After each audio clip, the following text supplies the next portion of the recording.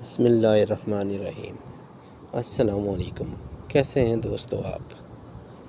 چلیں آج میں آپ کو ایک ایسی قدرت کا ایک ایسا کرشمہ بتاتا ہوں، ایک ایسا کرشمہ کی داستان سناتا ہوں کہ آپ خود دنگ رہ جائیں گے۔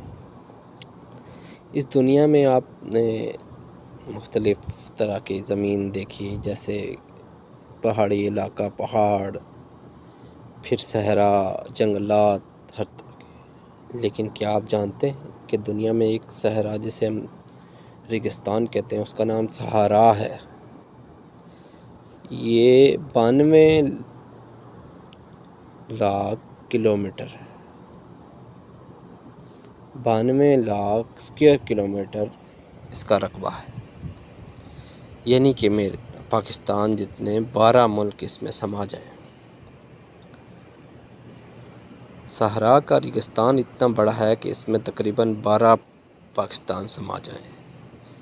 دنیا کا گرم ترین صحرا جہاں حد نگاہ ریت ہی ریت ہے، یہاں راستہ بھٹکنے والے مشکل سے ہی مل پاتے ہیں۔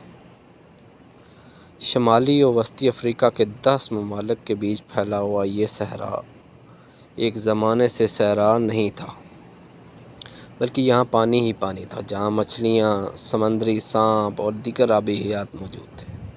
مگر یہ بات آج سے 5 سے 10 کروڑ سال پہلے کی ہے، جب یہاں نمکین سمندری پانی کی گزرگاہ تھی۔ اس دور میں زمین پر سمندروں سے پانی کی سطح کافی بلند تھی، مگر سائنسدان اس بارے میں کیسے جانتے ہیں؟ ایسے کہ انہیں یہاں کئی سمندری جانداروں کے فوسلز ملے ہیں جو یہ گواہی دیتے ہیں کہ یہ صحرا میں پہلے پانی ہی پانی تھا، مگر اب صحرا خشک ہے، یہاں ریت اڑتی ہے، دور دور تک سبزے کا نام و نشان نہیں۔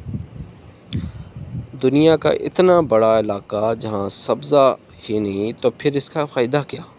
عقل سوچتی ہے کہ آخر یہ اتنا بڑا صحرا جس میں لاکھوں کروڑوں ٹن ریت، کوئی سبزہ نہیں، آخر اس کا کوئی فائدہ کیا ہے؟ قدرت نے اسے کیوں بنایا؟ تو آئیے اس کا جواب دیکھتے ہیں، اس کا جواب ڈھونڈتے ہیں کہ آخر یہ اتنے بڑے صحرا کا کیا کام ہے۔ دنیا کے یہ اس سے لنک آپ کے اس کا دوسرا حصہ میں آپ کو بتا رہا ہوں کہ دنیا کے سب سے بڑے اور گھنے جنگلات میں ایمیزون کے جنگلات ہیں، جو شمالی امریکہ میں، برازیل، کولمبو، لاطینی امریکہ کے دیگر ممالک میں پھیلے ہوئے ہیں۔ ان جنگلات میں مسلسل بارشیں ہوتی رہتی ہیں، یہاں انواع قسم کے جانور اور پودے ہیں، مگر ان جنگلات میں ایک مسئلہ ہے جو انہیں کسی بھی وقت ختم کر سکتا ہے۔ ان جنگلات کی مٹی دنیا میں زرخیز نہیں ہے، یہاں اب درختوں کو کاٹا جائے تو وہ دوبارہ مشکل سے ہی اگیں گے۔ مگر ایسا کیوں ہے؟ اتنے درخت اور پودے ہونے کے باوجود یہاں کی مٹی زرخیز نہیں؟ وہ اس لیے کہ یہاں پودے اور درخت مٹی سے کم و بیش تمام غذائیت جذب کر لیتے ہیں۔ یہاں موجود بیکٹیریا اور فنگس مردہ پودوں کو کھا جاتے ہیں، پیچھے بچ جانے والے غذائی معدنیات درختوں اور پودوں کی جڑیں جذب کر لیتی ہیں۔ اگر ان جنگلات کی مٹی کی اوپری تہہ کو جو چند سینٹی میٹر ہے ہٹائیں تو نیچے محض ریت یا بنجر مٹی ملے گی۔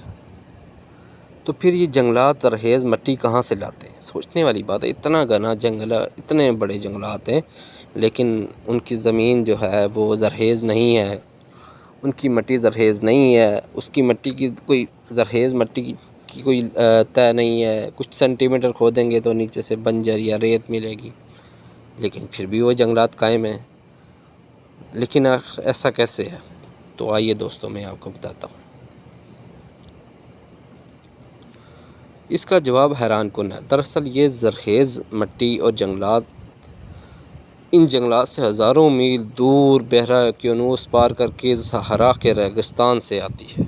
جی ہاں، دنیا کے سب سے بڑے اور سرسبز ایمیزون کے جنگلات کو دنیا کا سب سے خشک اور گرم صحرائے صحرا زرخیز مٹی مہیا کرتا ہے۔ مگر یہ مٹی اتنے دور، اتنے ہزاروں کلومیٹر دور پہنچتی کیسے ہے؟